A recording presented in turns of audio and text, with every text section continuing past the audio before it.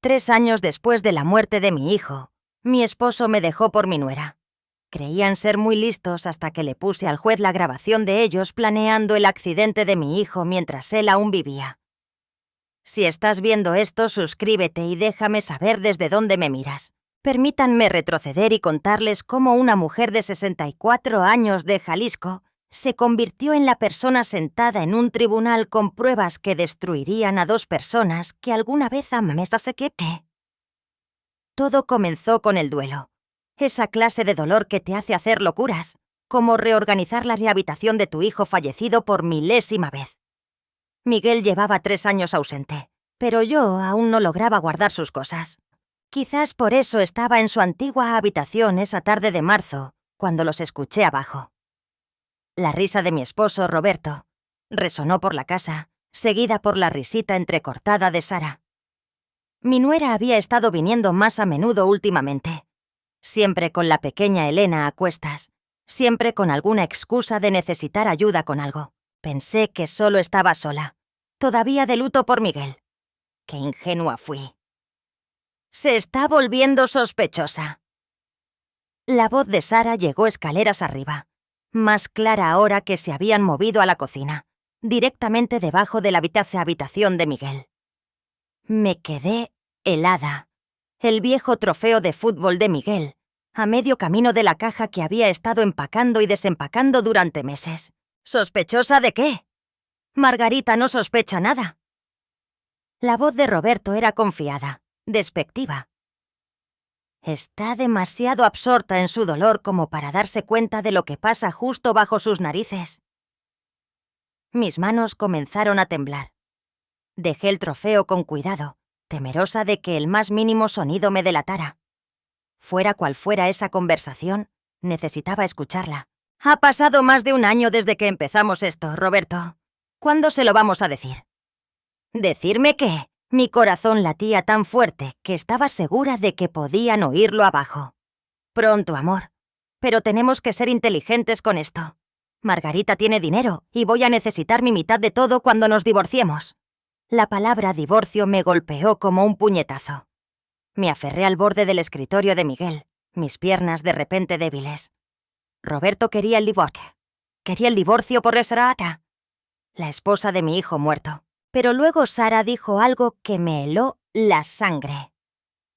Solo desearía que no tuviéramos que esperar tanto después, ya sabes, después de lo de Miguel.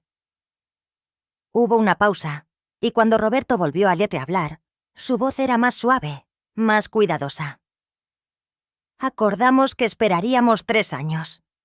Solo han pasado exactamente 3 años. Antes habría parecido sospechoso. ¿Sospechoso? Esa palabra otra vez.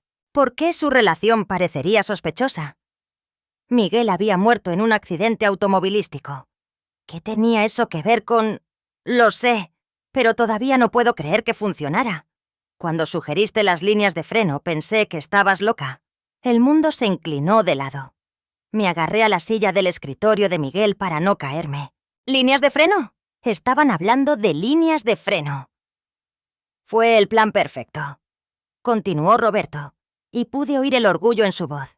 Todo el mundo sabe que Miguel siempre estaba trabajando en ese viejo Mustang, un pequeño corte en el lugar justo, y me tapé la boca con la mano para no gritar.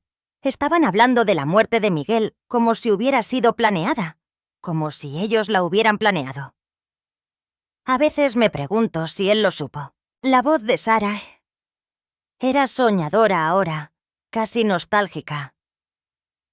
En esos últimos segundos antes del choque, ¿crees que se dio cuenta de lo que estaba pasando? ¿Acaso importa? El tono de Roberto era frío, práctico. Él ya no está. Elena cree que su papá murió en un accidente. Y ahora finalmente podemos estar juntos. Todo salió exactamente como lo planeamos. Debí haber hecho un ruido entonces, porque la conversación se detuvo abruptamente. Pasos se movieron por el suelo de la cocina y escuché la puerta trasera abrirse y cerrarse. Sara se iba, probablemente llevando a Elena con ella. Me senté pesadamente en la vieja silla del escritorio de Miguel, mirando las paredes cubiertas con sus logros de la preparatoria. Mi hijo, mi hermoso, amable y trabajador hijo, que había amado ese viejo Mustang más que a la vida misma, que había pasado cada fin de semana arreglándolo en el garaje, hablando con Roberto sobre carburadores y compresión del motor.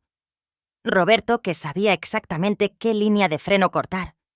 Sara, que había estado durmiendo con mi esposo mientras estaba casada con mi hijo. Ambos que habían asesinado a Miguel y luego esperaron 3 años para comenzar su nueva vida juntos. Y yo, que había guardado luto durante 3 años mientras vivía con su asesino. Fue entonces cuando me di cuenta de que la conversación que acababa de escuchar estaba a punto de convertirse en su mayor error. Porque lo que ellos no sabían era que yo había estado grabando todo en esta casa desde los robos del verano pasado. Verán, después de que unos adolescentes entraran a nuestra casa 2 veces el verano pasado, había mandado instalar un sistema de seguridad, del tipo con cámaras y grabación de audio en cada habitación, activado por movimiento y voz. La compañía había explicado que capturaría todo para fines de seguro. Roberto se había quejado del costo, pero como él viajaba tanto por trabajo, yo insistí.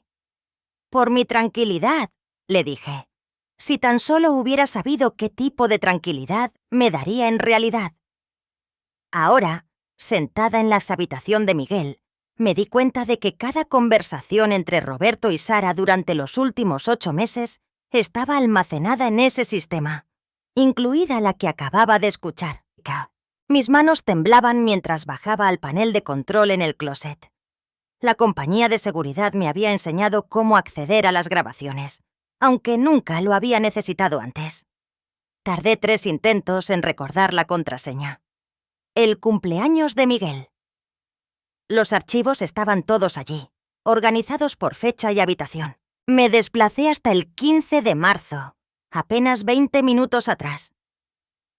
Archivo de audio de la cocina 3:47 p.m. Hice clic en reproducir con los dedos temblorosos. Sus voces llenaron el pequeño espacio del closet, nítidas e innegablemente incriminatorias. Cada palabra sobre las líneas de freno, sobre esperar 3 años, sobre los últimos momentos de Miguel. Lo escuché todo 2 veces, con lágrimas corriendo por mi rostro, pero no me detuve allí. Si lo habían estado planeando durante más de 1 año, debía haber más. Encontré la primera grabación de ellos juntos el 3 de agosto de 2024, solo 2 meses después de que Roberto comenzara a trabajar hasta tarde con más frecuencia. La voz de Sara era emocionada, sin aliento. «¿Sospechó algo, Roberto? Ayer me preguntó por qué venía siempre aquí cuando él estaba en el trabajo». «Miguel no es estúpido», había respondido Roberto. «Pero te ama. Eso lo ciega a lo que no quiere ver».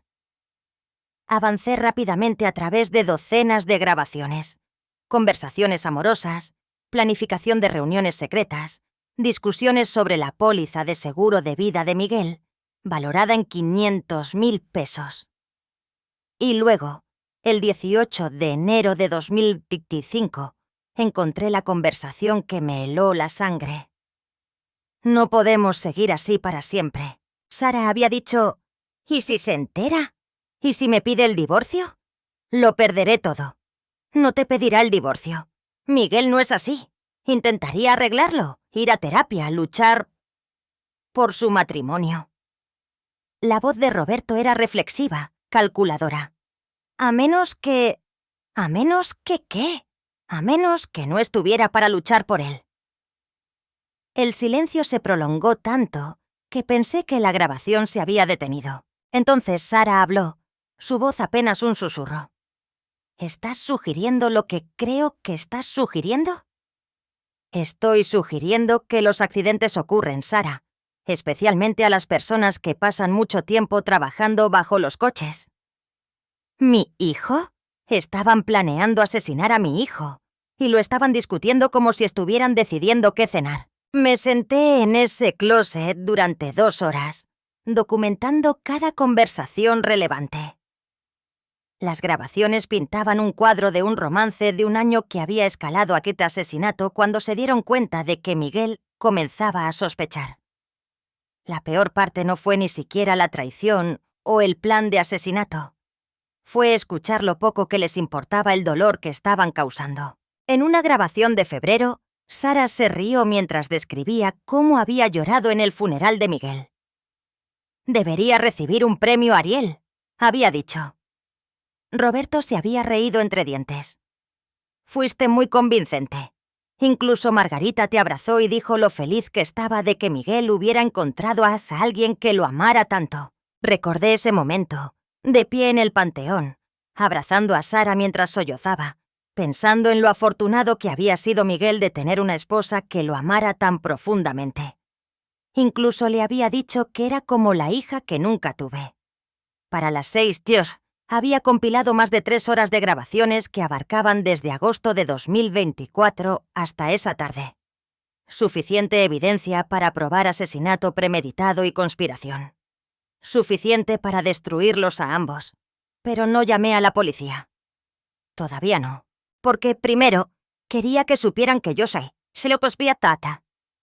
Quería ver sus rostros cuando se dieran cuenta de que su plan perfecto estaba a punto de convertirse en su ruina perfecta. Y quería hacerlo de una manera que los hiciera sufrir como Miguel había sufrido, como yo había sufrido, como ellos estaban a punto de sufrir. Pero esto es lo que no sabían de mí. No había pasado 40 años casada con un investigador de seguros sin aprender algunas cosas sobre pruebas y paciencia. Durante las siguientes 2 semanas me convertí en una actriz digna de una telenovela.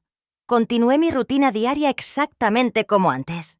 Café por la mañana, jardinería por la tarde, noticias por la noche con Roberto. Hacía la cena todas las noches. Le preguntaba cómo había estado su día. Incluso ayudaba a Sara con Elena cuando llamaba.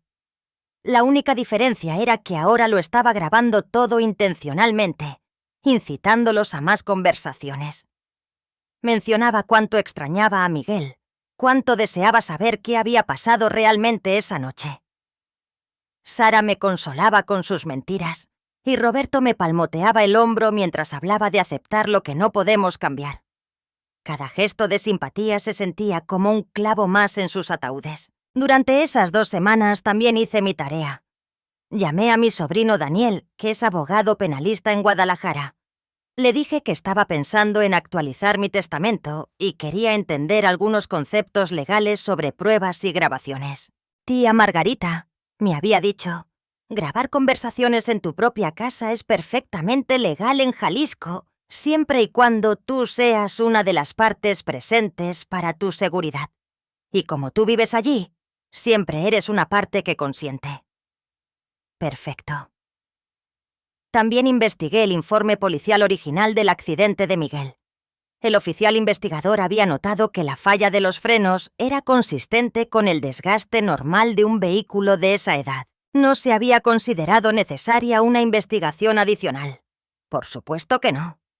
¿Quién sospecharía que un padrastro amoroso y una viuda afligida habían conspirado para asesinar a su hijo y esposo?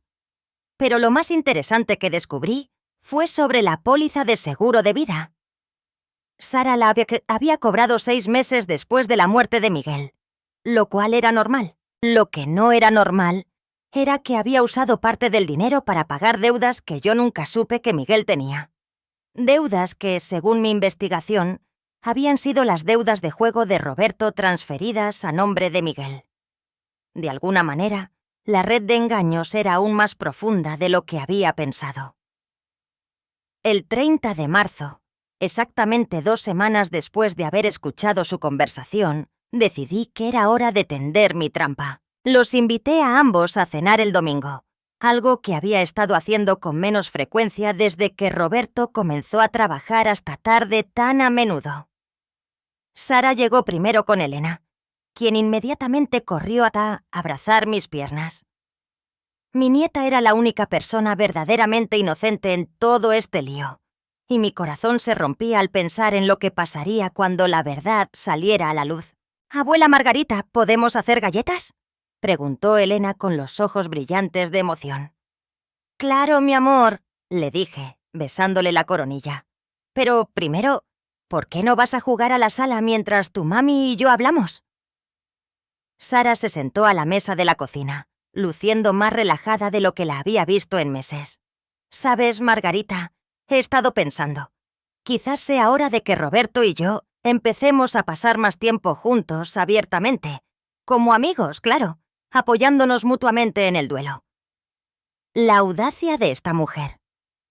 En realidad, estaba empezando a sentar las bases para su relación pública mientras estaba sentada en la casa donde había planeado el asesinato de mi hijo. «Eso suena encantador, querida», le dije, poniendo la tetera para el té. «El duelo puede ser tan solitario. Es bueno tener a alguien que entienda por lo que estás pasando». «Exacto». La sonrisa de Sara era brillante, aparentemente genuina. Roberto ha sido un gran consuelo para mí. A veces pienso que Miguel estaría feliz de saber que nos estamos cuidando el uno al otro. Me di la vuelta para que no pudiera ver mi expresión. ¿Miguel estaría feliz? El hijo que ella que había asesinado estaría feliz de que su viuda estuviera durmiendo con su padrastro. Roberto llegó justo cuando yo estaba sirviendo el té.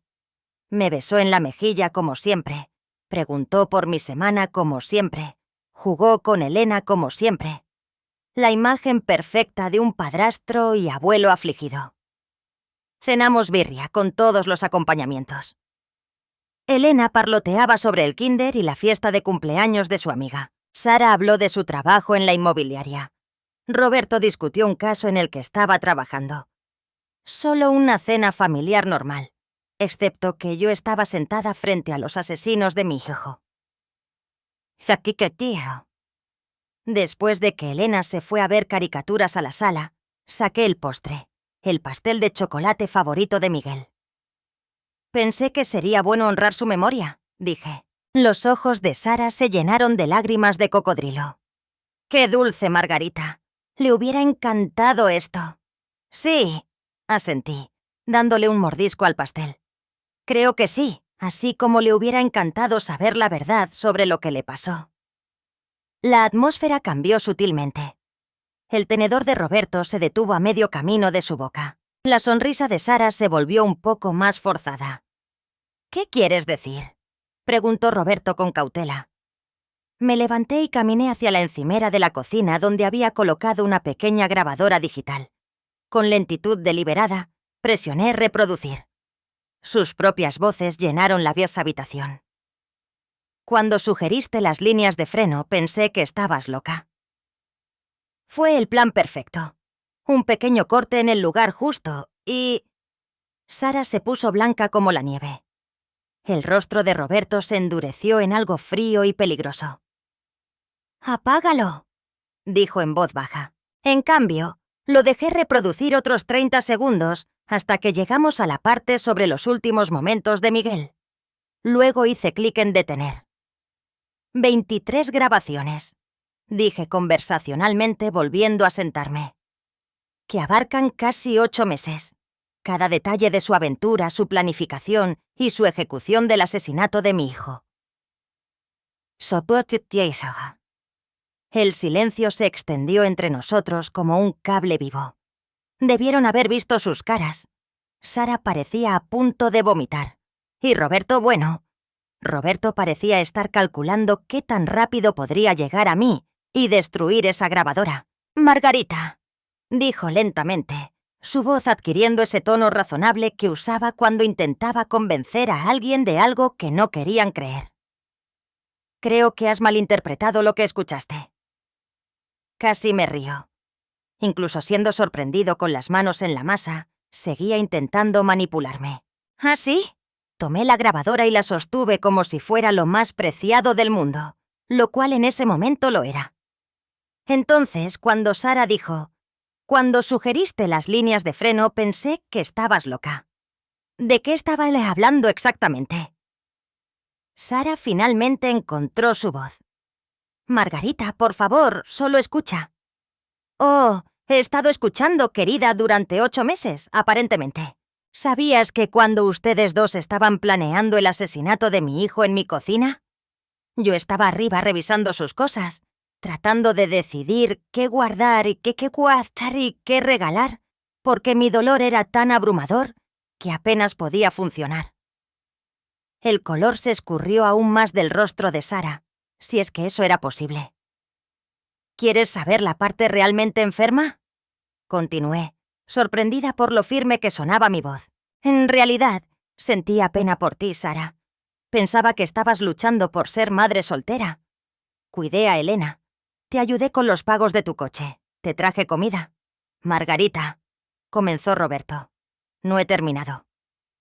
El acero en mi voz lo detuvo en seco. Te abracé mientras llorabas en el funeral de mi hijo, Sara. Te dije que eras como la hija que nunca tuve. Te vi consolar a Elena cuando preguntó a dónde se había ido su papá, y pensé qué madre tan maravillosa eras, ayudándola a superar tal tragedia. Sara comenzó a llorar entonces, pero estas no eran las lágrimas de cocodrilo de antes, eran lágrimas de miedo. ¿Y tú? Me volví hacia Roberto. Te sentaste conmigo en innumerables noches cuando no podía dormir, cuando el dolor me estaba devorando viva. Me abrazaste mientras lloraba y me dijiste que Miguel no querría que me culpara por no ver las señales de que algo andaba mal con su coche. La mandíbula de Roberto se apretó. No entiendes toda la situación. ¿No la entiendo? Me levanté y caminé hacia la ventana, mirando el garaje donde Miguel solía trabajar en su Mustang, donde Roberto lo había saboteado. Lo que entiendo es que mi hijo comenzó a sospechar de las visitas frecuentes de su esposa a su padrastro. Lo que entiendo es que, en lugar de terminar la aventura, ustedes dos decidieron que el asesinato era la mejor opción. ¿No se suponía que pasara así?, susurró Sara. Me di la vuelta. Oh, ¿así que había una mejor manera de asesinar a mi hijo? Por favor, ilumíname. Nunca quisimos que nadie saliera herido, continuó, las palabras saliendo a borbotones. Nosotros simplemente nos enamoramos. Y Miguel nunca lo habría entendido. Así que lo mataron. Las palabras quedaron suspendidas en el aire como la hoja de un verdugo. Fue un accidente. La voz de Sara se elevó hasta casi la histeria. Solo queríamos que tuviera un pequeño accidente. Algo que lo pusiera en el hospital por un tiempo, para darnos tiempo de arreglar las cosas. ¿Un pequeño accidente? La miré con incredulidad. Le cortaste la línea de freno, Sara, en una carretera de montaña.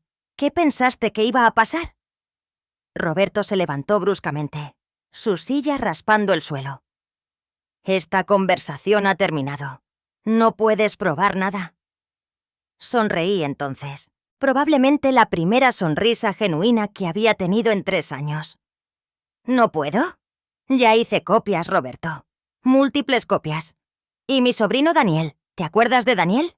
¿El abogado penalista? Él lo ha revisado todo muy a fondo. La habitación quedó en un silencio sepulcral, excepto por el sonido de las caricaturas de Elena en la sala. ¿Qué quieres? La voz de Roberto era plana, derrotada. ¿Qué quiero? Dejé la grabadora cuidadosamente sobre la mesa.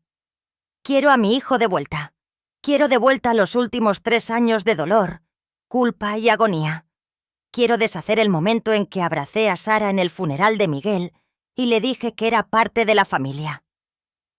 Hice una pausa, dejando que eso calara. Dado que no puedo tener nada de eso, me conformaré con la justicia. Margarita, por favor, suplicó Sara. Piensa en Elena. Piensa en lo que esto le hará. Eso fue lo incorrecto que decir. Lo absolutamente incorrecto. Debiste haber pensado en Elena antes de asesinar a su padre. Mi voz podría haber congelado el fuego. Debiste haber pensado en cómo crecería sin él.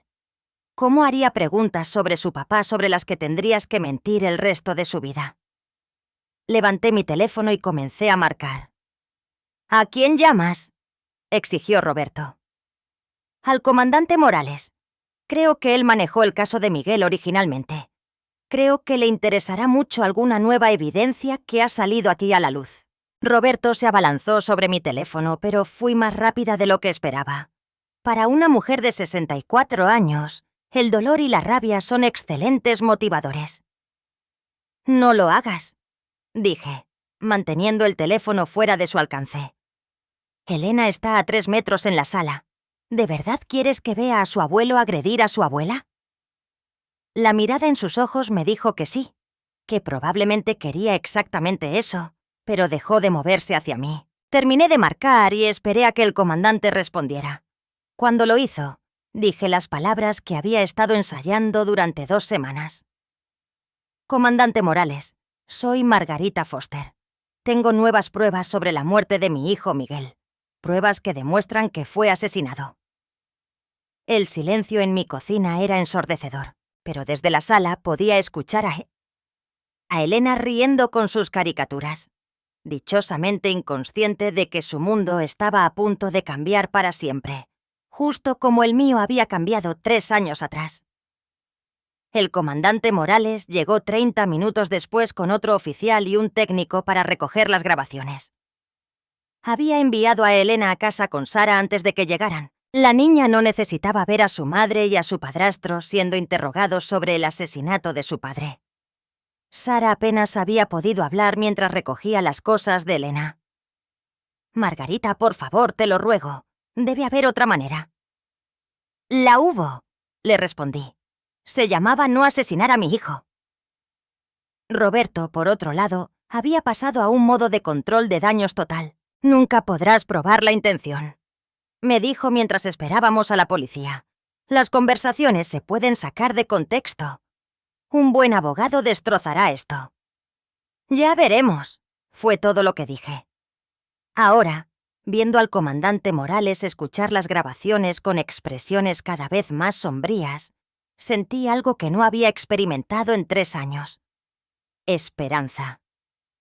«Señora Foster», dijo después de escuchar solo la primera grabación. «Necesito hacerle algunas preguntas sobre estos archivos de audio. ¿Cuándo se hicieron? ¿Han sido alterados de alguna manera? ¿Cuánto tiempo ha tenido acceso a esta evidencia?» Respondí a todo con honestidad. Las grabaciones fueron hechas por un sistema de seguridad instalado después de los robos. Estaban completamente inalteradas. Las descubrí hace 2 semanas y había estado reuniendo pruebas desde entonces. «¿Por qué no nos llamó inmediatamente cuando encontró la primera grabación?», preguntó el otro oficial. Lo miré directamente a los ojos, porque quería asegurarme de tener suficiente evidencia para condenarlos. Una conversación podría explicarse. 23 conversaciones que detallan todo, desde la planificación hasta la ejecución y sus discusiones sobre los últimos momentos de mi hijo. Eso es más difícil de descartar. El comandante Morales tomaba notas rápidamente. «Necesitaremos examinar su sistema de seguridad, entrevistarla formalmente y comenzar el proceso para presentar cargos. Esto es ahora una investigación por homicidio». «Investigación por homicidio». 3 años tarde. Pero finalmente mi hijo iba a obtener justicia. Durante la siguiente semana, mi casa se convirtió en una escena del crimen por segunda vez. La primera vez había sido cuando Miguel murió, con detectives haciendo preguntas de rutina sobre su estado mental y su comportamiento reciente. Esta vez, lo estaban tratando como lo que realmente era, un homicidio. Las grabaciones fueron autenticadas por peritos forenses. El técnico de audio confirmó que no habían sido alteradas ni manipuladas. Un especialista en reconocimiento de voz verificó que las voces pertenecían a Roberto y Sara. Lo más importante, un mecánico examinó lo que quedaba del Mustang de Miguel, que había estado almacenado en el corralón todo este tiempo. Bajo un escrutinio más minucioso, encontró evidencia de manipulación deliberada de las líneas de freno, cortes demasiado limpios y precisamente colocados para ser el resultado del desgaste normal. «La investigación original fue de rutina», explicó el comandante Morales durante una de nuestras reuniones. «Accidente de un solo vehículo, sin testigos, sin señales de juego sucio. La falla de los frenos parecía consistente con un coche de 15 años en el que se trabajaba con frecuencia. Nadie tenía motivos para sospechar un homicidio. Pero ahora sí los tiene. Ahora tenemos suficiente evidencia para procesar por homicidio calificado y asociación delictuosa.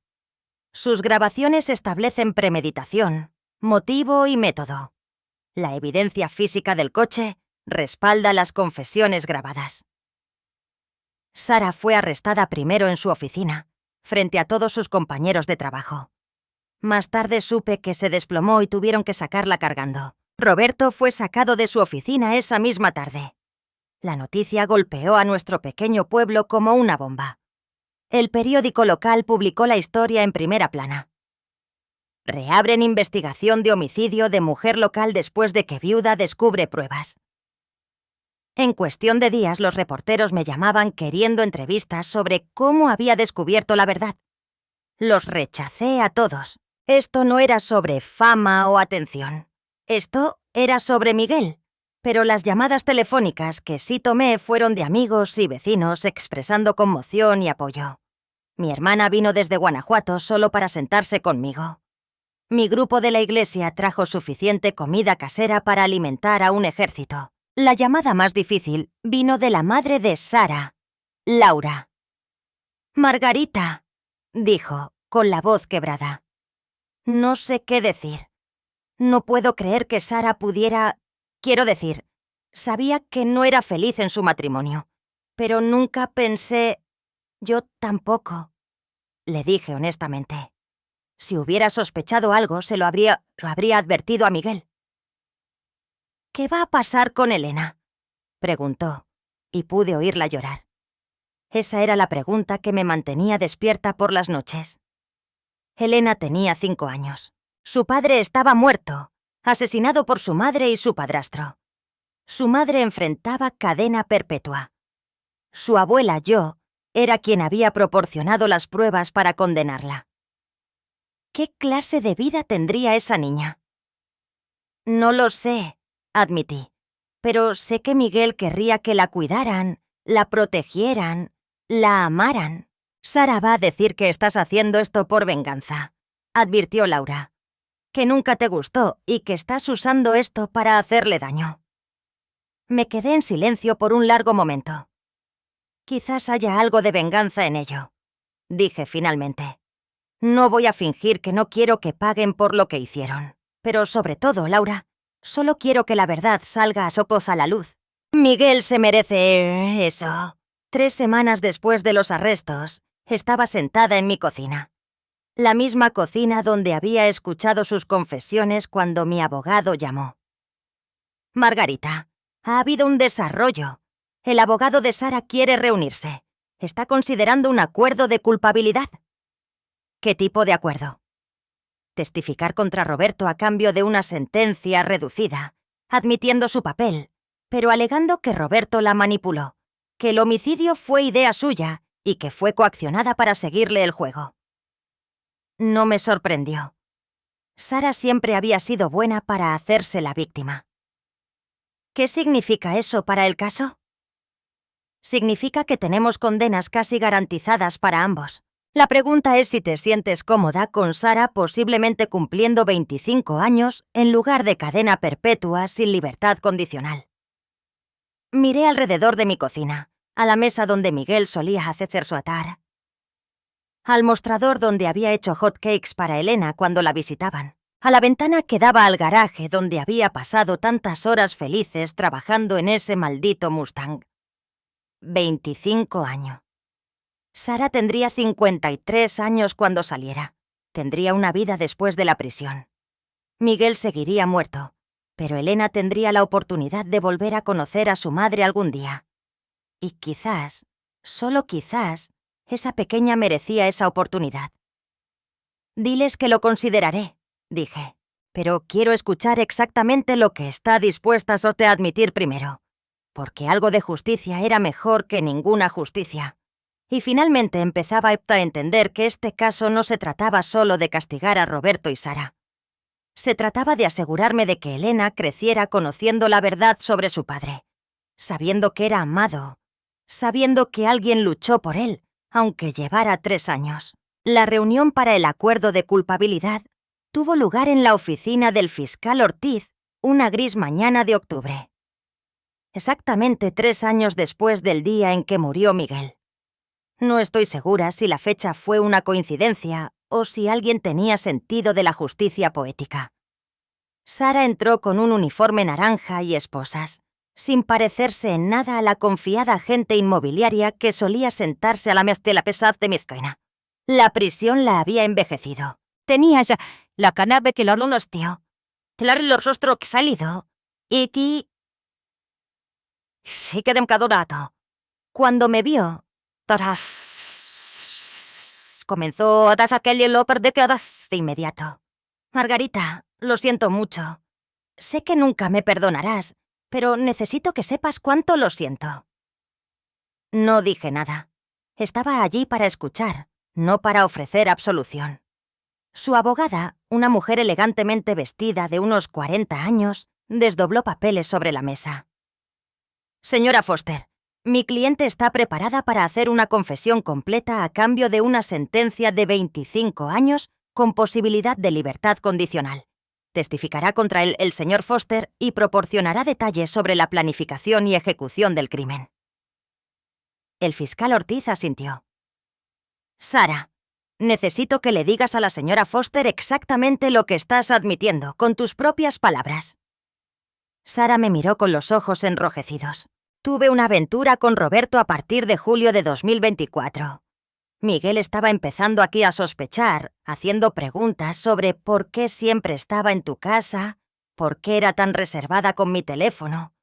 Roberto y yo hablamos de terminarlo, pero nos enamoramos. Su voz se quebró al decir la palabra amor, y sentí que me subía bilis a la garganta. ¿Amor? Ella estaba llamando amor a la cosa que mató a mi hijo. Continúe, la instó el señor Ortiz. En enero Roberto sugirió que si Miguel no estaba, podríamos estar juntos abiertamente. Al principio pensé que solo hablaba, pero luego comenzó a investigar las rutinas de Miguel, su calendario de mantenimiento del coche. Él sabía que Miguel siempre trabajaba solo en el Mustang que en el garaje. ¿Qué propuso específicamente Roberto?, preguntó el fiscal. Sara cerró los ojos. Dijo que las líneas de freno eran fáciles de acceder y cortar, que si lo hacíamos justo antes de que Miguel condujera a su partida mensual de póker en Aguascalientes, esa carretera de montaña con todas las curvas parecería un accidente. Apreté los brazos de mi silla. Lo habían planeado hasta la carretera específica donde moriría mi hijo. ¿Estuviste de acuerdo con este plan? No quería, susurró Sara. Pero Roberto dijo que Miguel nunca me daría el divorcio, que lucharía por la custodia de Elena, que lo perdería todo. Lo hizo sonar como si fuera la única forma. Pero si estuviste de acuerdo. Sí.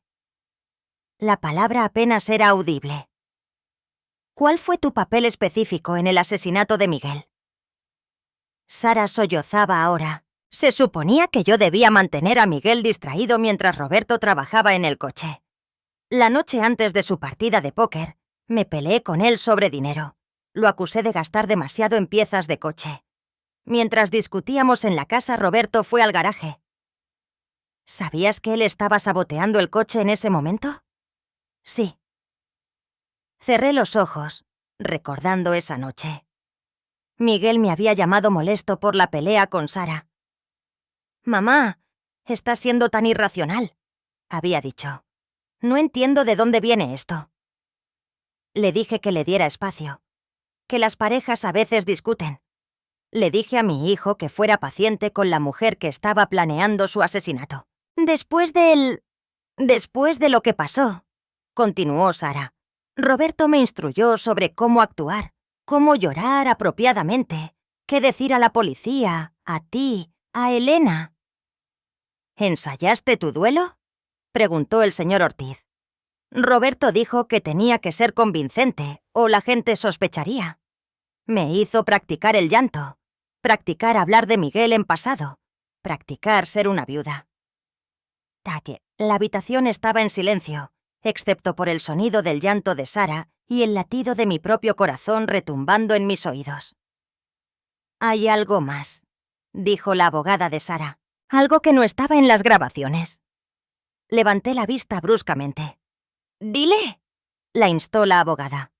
Sara levantó la cabeza y, por primera vez desde que había entrado en la habitación, me miró directamente. Roberto quería esperar más tiempo antes de estar juntos públicamente, pero yo me estaba impacientando. Esa tarde, cuando nos escuchaste hablar, cuando dije que te estabas volviendo sospechosa, acababa de decirle a Roberto que si no oficializábamos nuestra relación pronto, te lo iba a contar todo yo misma. ¿Ibas a confesar?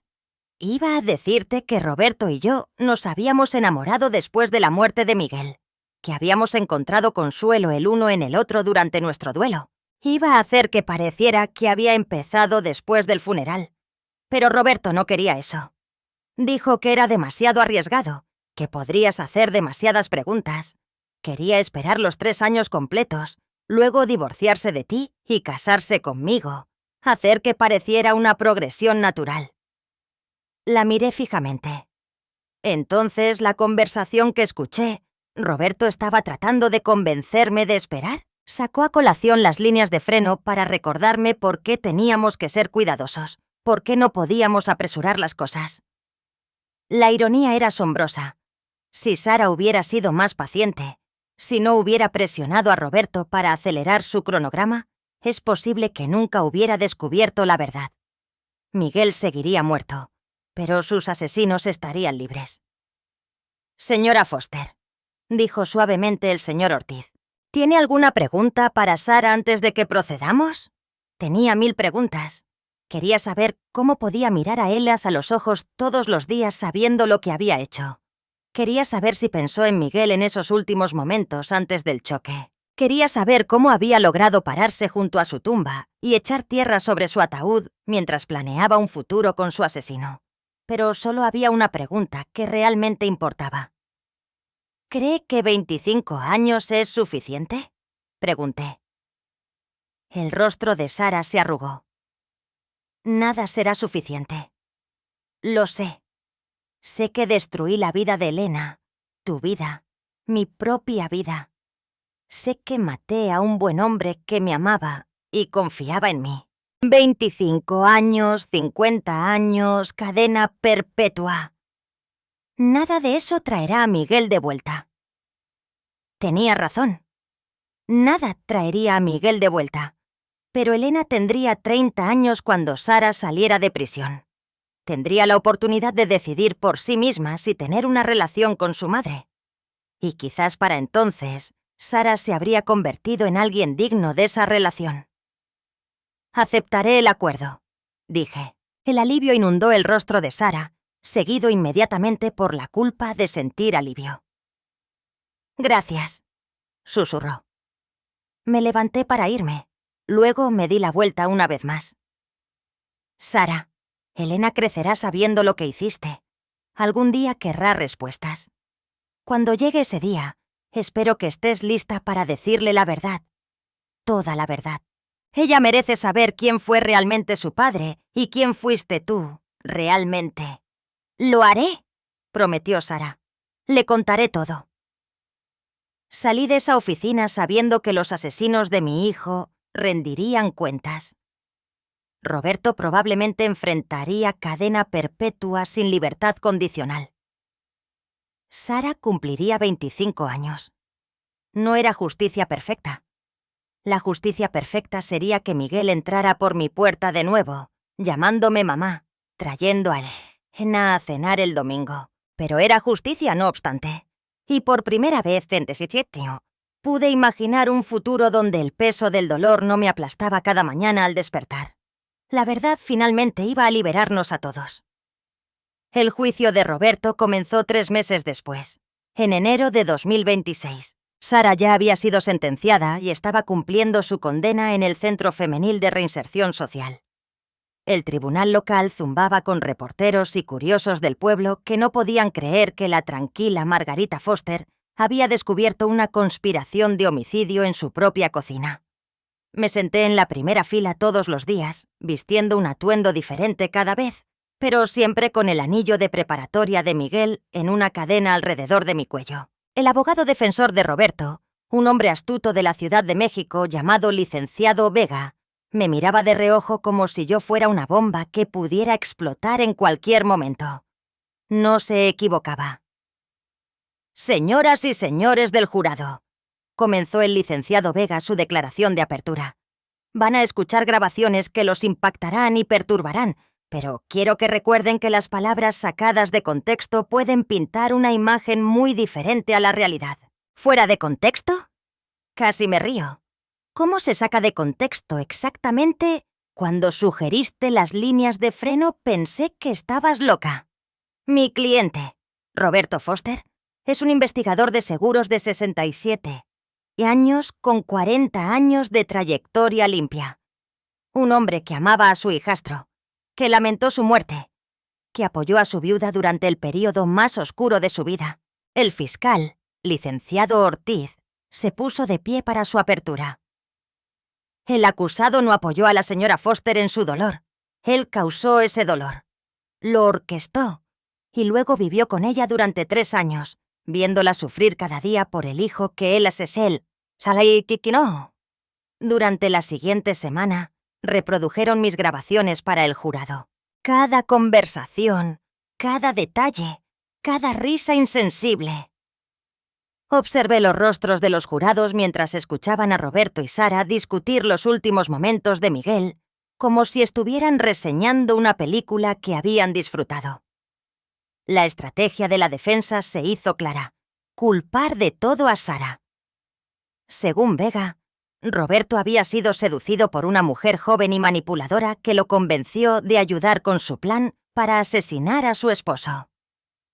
Sarah Mitchell se enfrentaba hasta un divorcio que la dejaría sin nada. Vega argumentó que Sara necesitaba que Miguel Foster muriera y usó su aventura con Roberto Foster para manipularlo y que la ayudara.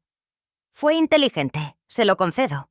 Pintar a Roberto como la verdadera víctima, un hombre mayor desviado por una mujer intrigante, pero no contaban con lo minuciosa que yo había sido. En el estrado de los testigos, estaba lista para cada ataque que Vega me lanzaba. Sí, había odiado a Sara durante años. La odiaba más cada día desde que descubrí la verdad. Sí, quería venganza. Quería justicia para mi hijo asesinado. Sí, había esperado 2 semanas antes de llamar a la policía porque quería suficiente evidencia para condenarlos a ambos. Señora Foster, dijo Vega durante el contrainterrogatorio, ¿no es cierto que nunca le gustó su nuera? Eso es correcto, respondí con calma. Nunca me gustó. Resulta que mis instintos eran mejores de lo que pensaba. Varios jurados sonrieron. Vega parecía molesto. ¿Usted grabó estas conversaciones en secreto sin su conocimiento? Grabé conversaciones en mi propia casa usando un sistema de seguridad legalmente instalado. Cada conversación fue capturada automáticamente. ¿Admite que quería venganza contra Sarah Mitchell? Lo miré directamente a los ojos. Licenciado Vega, si alguien asesinara a su hijo, ¿no querría justicia? Objeción, su señoría. No es una respuesta. El juez Harrison asintió. La testigo responderá a la pregunta tal como fue formulada. Sí, dije simplemente. Quería que las personas que mataron a mi hijo pagaran por lo que hicieron. Todavía lo quiero. Vega intentó un enfoque diferente. Señora Foster, estas grabaciones abarcan 8 meses. ¿Por qué no sospechó algo antes? Esa era la pregunta que me atormentaba. Porque confiaba en ellos, dije. Confiaba en mi esposo de 40 años. Confiaba en la mujer que pensé que estaba de luto por su esposo. Nunca imaginé que las 2 personas a las que estaba consolando en su dolor en realidad habían causado el mío. La sala del tribunal estaba en completo silencio. A veces, licenciado Vega, cuando amas a alguien estás ciego a su capacidad para el mal. Ese fue mi error, pero no fue mi crimen. Cuando bajé del estrado, me encontré con la mirada de Roberto por primera vez desde que comenzó el juicio. Me estaba mirando con algo entre odio y respeto a regañadientes. Bien, debería respetar a la mujer que lo derribó, pero la defensa tenía una carta más que jugar, y estaban a punto de mostrarla. La bomba llegó durante la segunda semana del juicio cuando Vega llamó a Roberto a testificar en su propia defensa. Vi a mi esposo de 40 años caminar hacia el estrado de los testigos, y por un momento vi al hombre con el que me había casado en lugar del monstruo que había matado a mi hijo. Bajo el interrogatorio directo, Roberto pintó un cuadro de sí mismo como un hombre afligido por su hijastro, buscando consuelo en una relación inapropiada que se salió de control. «Amaba a Miguel», dijo, su voz quebrándose de manera convincente. «Cuando murió, quedé devastado. Sara y yo encontramos consuelo el uno en el otro. Fue un error, pero no fue planeado». «Háblenos de las conversaciones que grabó la señora Foster», instó Vega. Roberto se volvió para mirar al jurado. Sara se obsesionó con la idea de que Miguel había sido asesinado. Ella me llamaba constantemente, teorizando sobre quién podría haberlo querido muerto, cómo podría haberse hecho.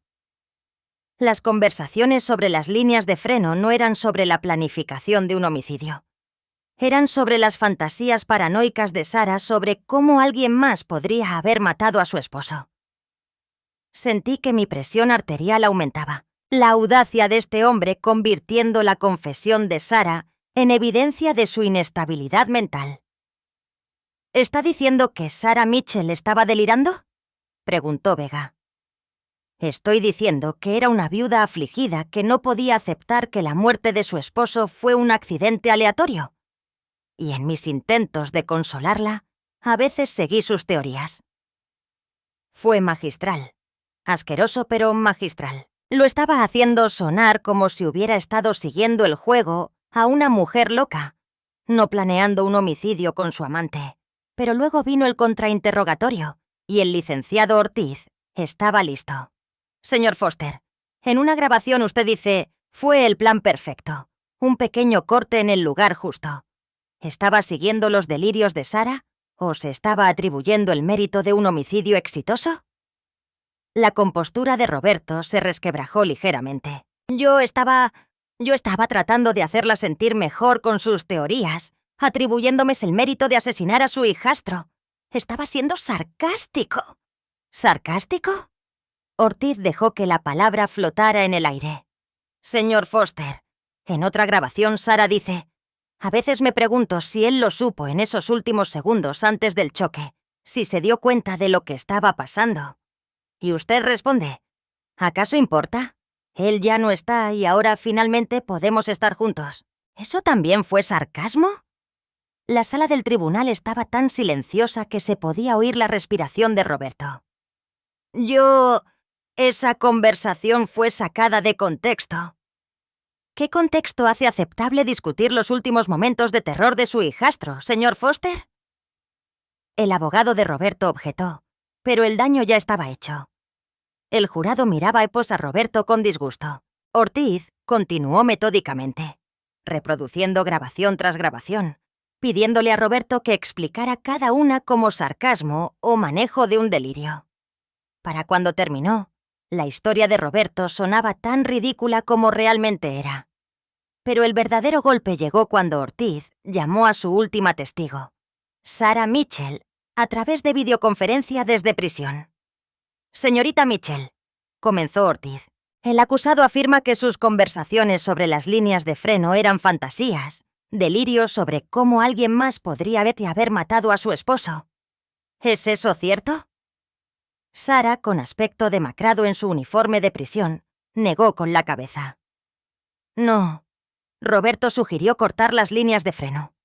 «Fue su idea. Grabé algunas de nuestras conversaciones en mi teléfono porque tenía miedo y quería pruebas en caso de que algo saliera mal». La sala del tribunal estalló. Sara tenía sus propias grabaciones. Vega se puso de pie. «Objeción. Esta evidencia no fue revelada». El juez Harrison declaró un receso mientras los abogados discutían. Yo me senté en el pasillo, con la mente aturdida. Sara también había grabado sus conversaciones y nunca lo había mencionado durante sus negociaciones de culpabilidad. Cuando se reanudó la corte, Ortiz reprodujo las grabaciones de Sara. Eran aún más condenatorias que las mías porque capturaban las conversaciones de planificación reales, no solo las discusiones posteriores. En una grabada en febrero de 2025, la voz de Roberto era cristalina. «Miguel está sospechando demasiado. Necesitamos actuar pronto antes de que se dé cuenta de lo que está pasando». La voz de Sara respondió. ¿Cómo hacemos para que parezca un accidente? Déjamelo a mí.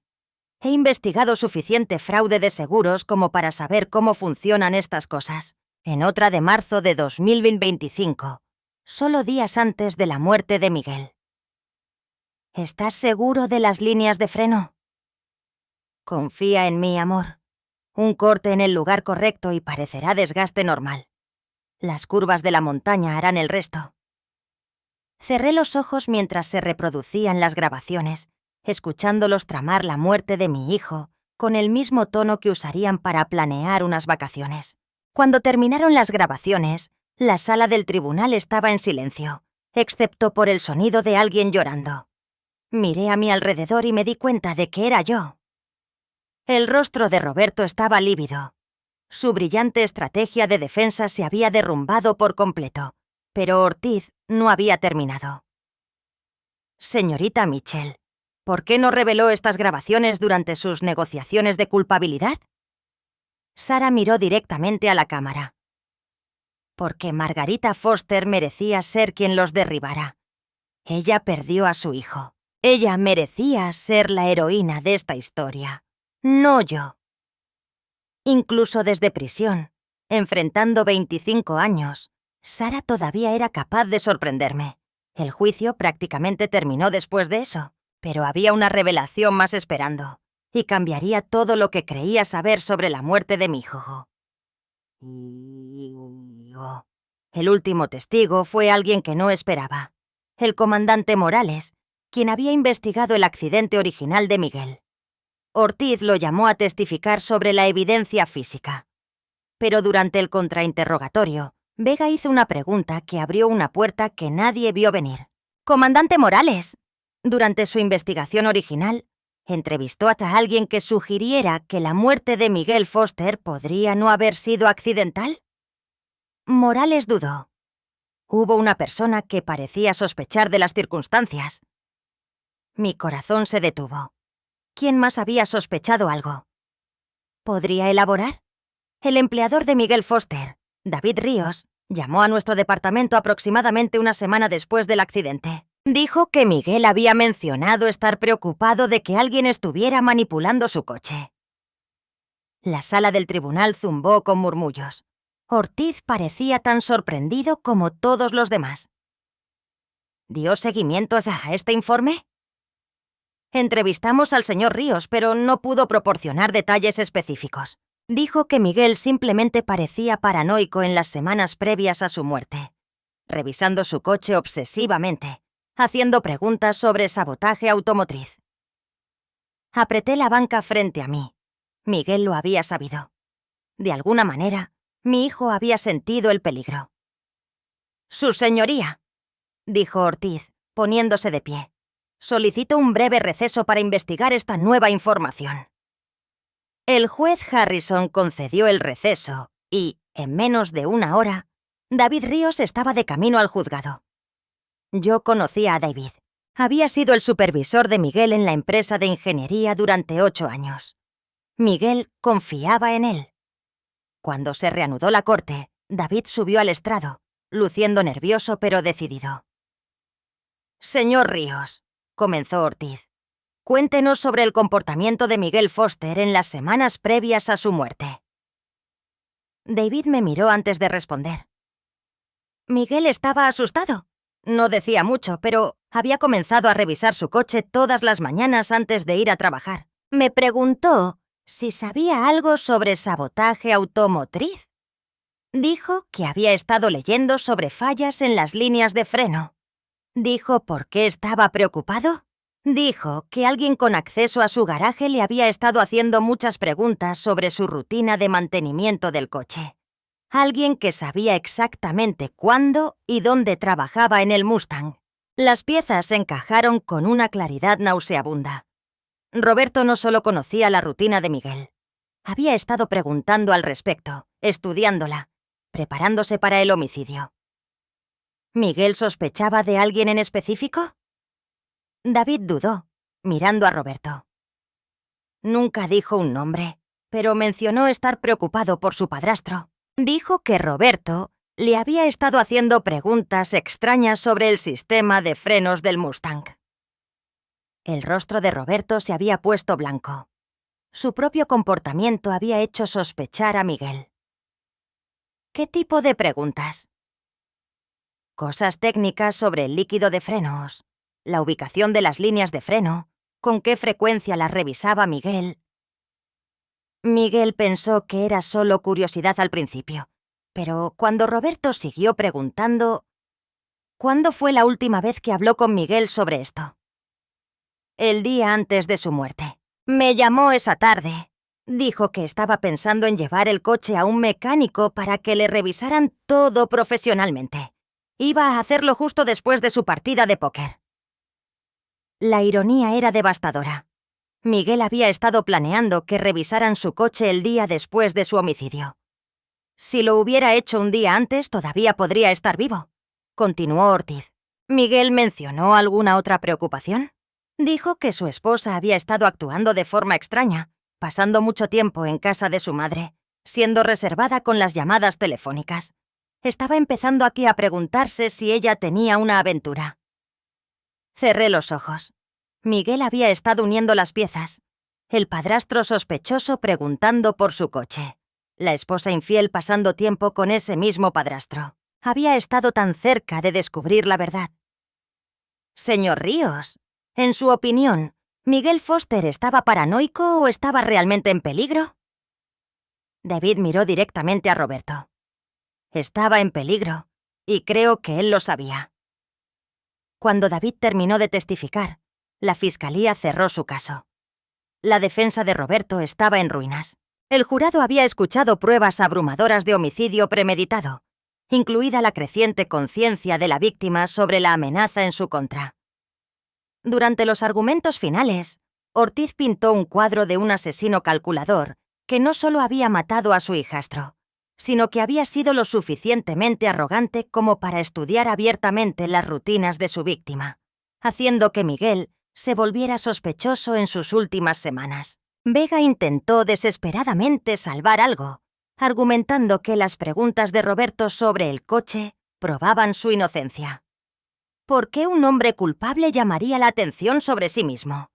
Porque, respondió Ortiz en su refutación, Roberto Foster estaba tan confiado en su plan, tan seguro de que nadie lo sospecharía, que no se molestó en ocultar su preparación. Él pensó que era lo suficientemente listo como para cometer el homicidio perfecto. El jurado deliberó durante menos de 4 horas. Culpable de todos los cargos. Homicidio calificado, asociación delictuosa y alteración de pruebas. Mientras se leía el veredicto, Roberto se volvió para mirarme una última vez. Yo le devolví la mirada sin pestañear. Este hombre había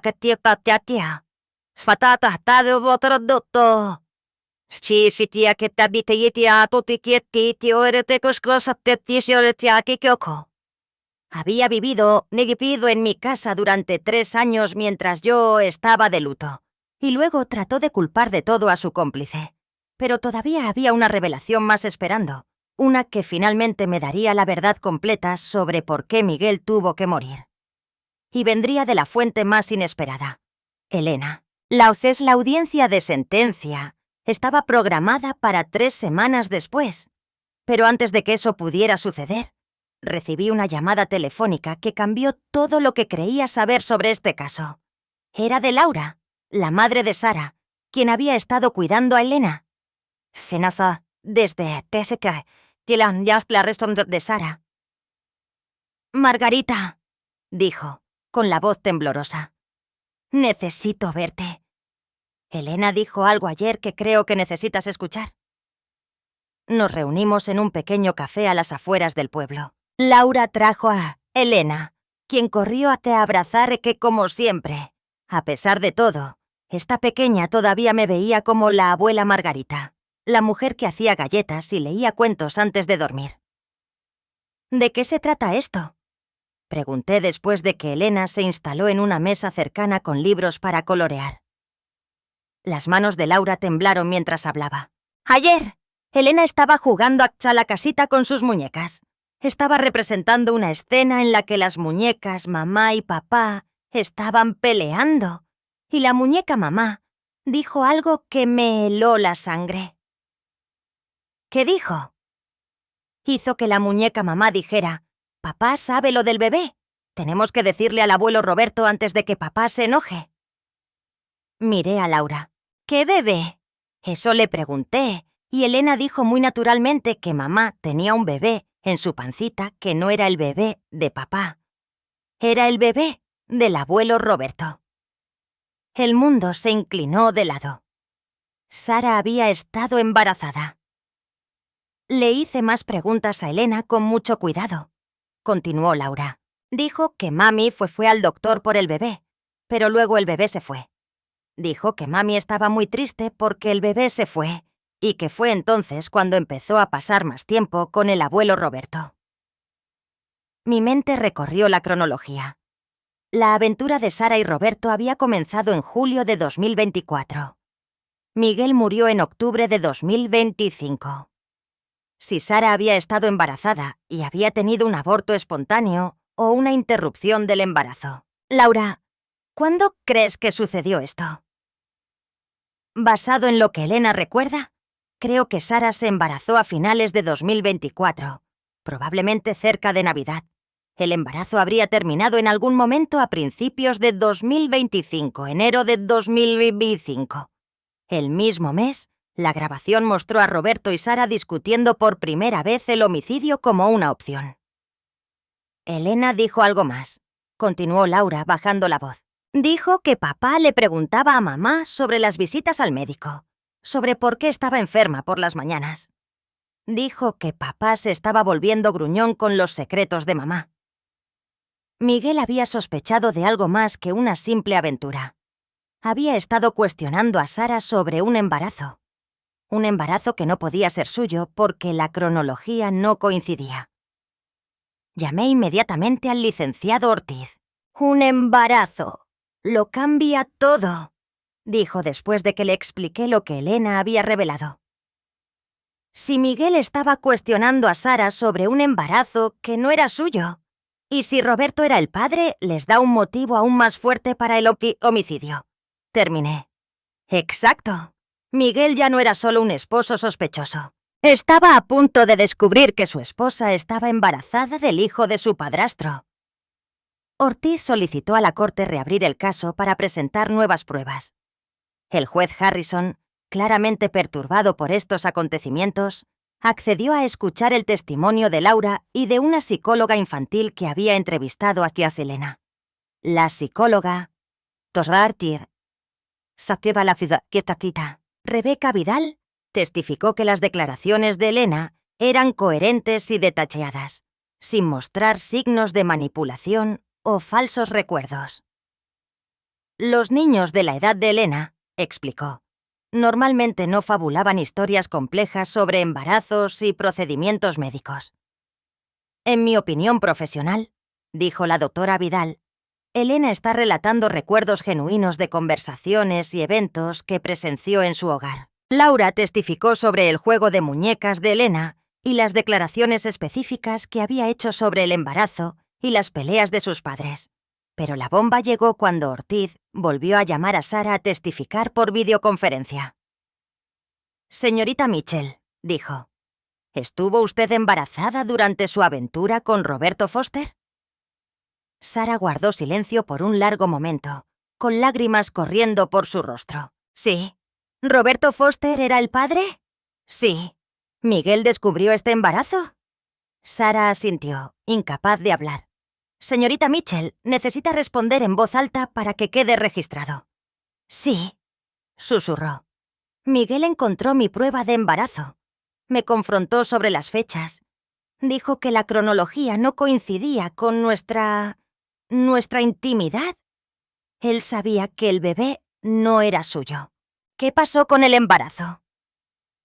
«Tuve un aborto espontáneo a las 12 semanas. Pero para entonces, Miguel estaba haciendo demasiadas preguntas.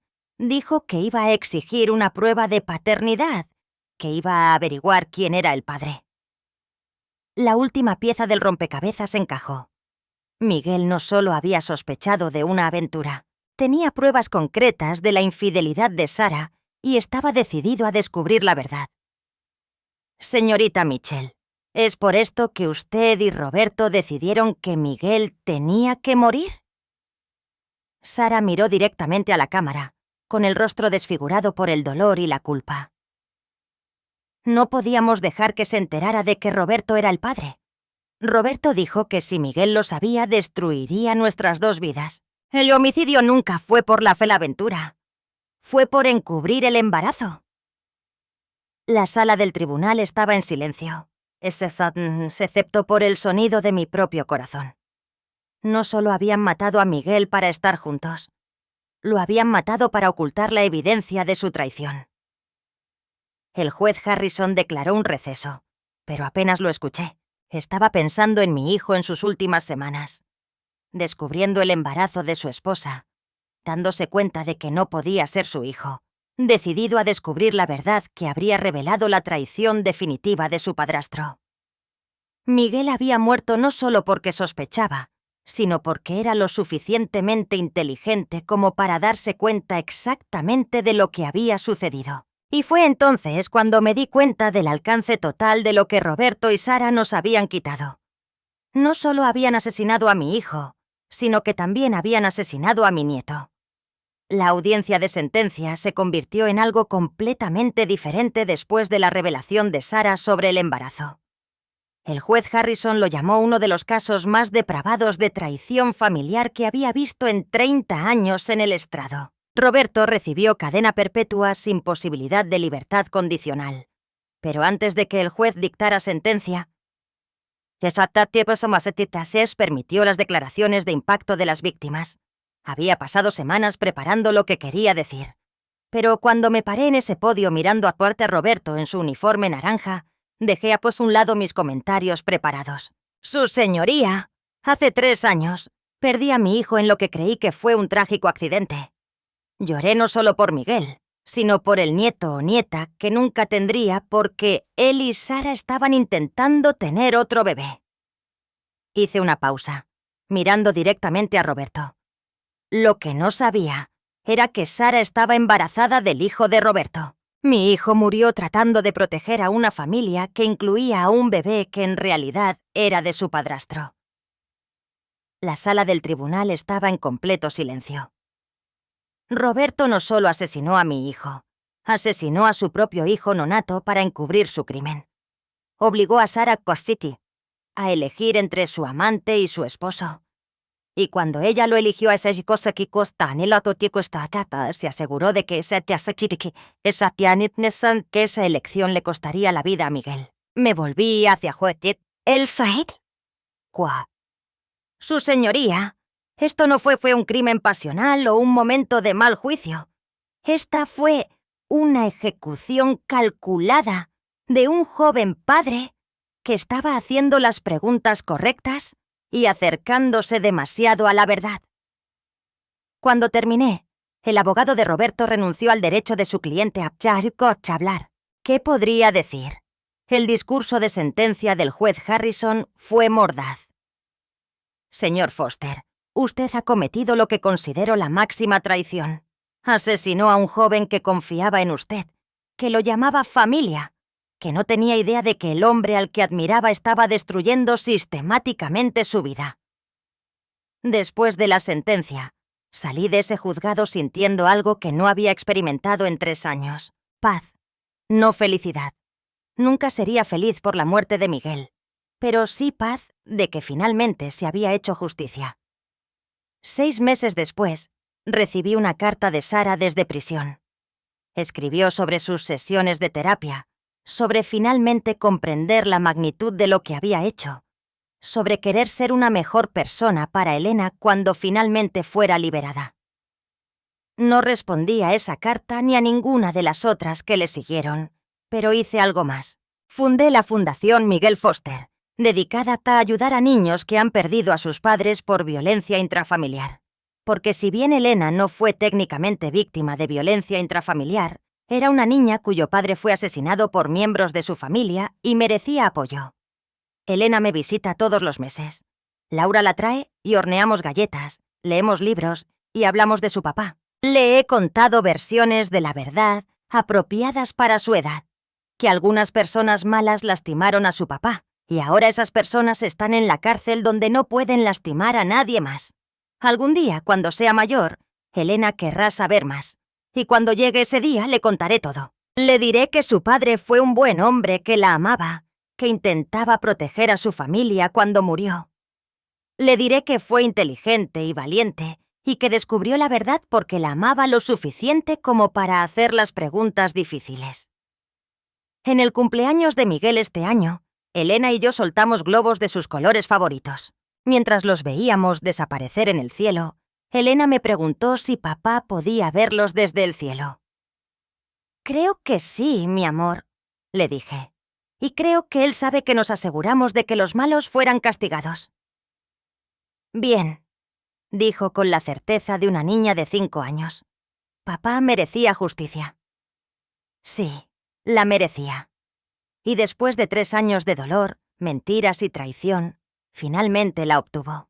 La gente me pregunta si estoy enojada, si estoy amargada, si me arrepiento de haber entregado a las personas que alguna vez fueron mi familia. La respuesta es complicada. Tengo el corazón roto porque mi hijo se ha ido. Estoy devastada porque Elena crecerá sin su padre. Estoy enojada porque pasé 3 años consolando a las personas que causaron mi dolor. Pero no estoy amargada porque Miguel crió a esa niña para que creyera en la justicia, en la verdad, en defender lo correcto. Y eso es exactamente lo que hicimos. A veces, las personas que más te lastiman son las más cercanas a ti. A veces, las personas en las que más confías son las que traman en tu contra. A veces, la única forma de proteger a los inocentes es destruir a los culpables, incluso cuando te cuesta todo lo que creías tener. El equipo de grabación de Miguel todavía está instalado en mi casa, no porque sea paranoica, sino porque me recuerda cada día que la verdad tiene una forma de revelarse, sin importar cuán cuidadosamente la gente intente ocultarla. Y a veces, si eres lo suficientemente paciente y fuerte, y estás dispuesta a perderlo todo para encontrar la verdad, la justicia no solo es posible, es inevitable. Gracias por escuchar. No olvides suscribirte y no dudes en compartir tu historia en la calle en los comentarios. Tu voz importa.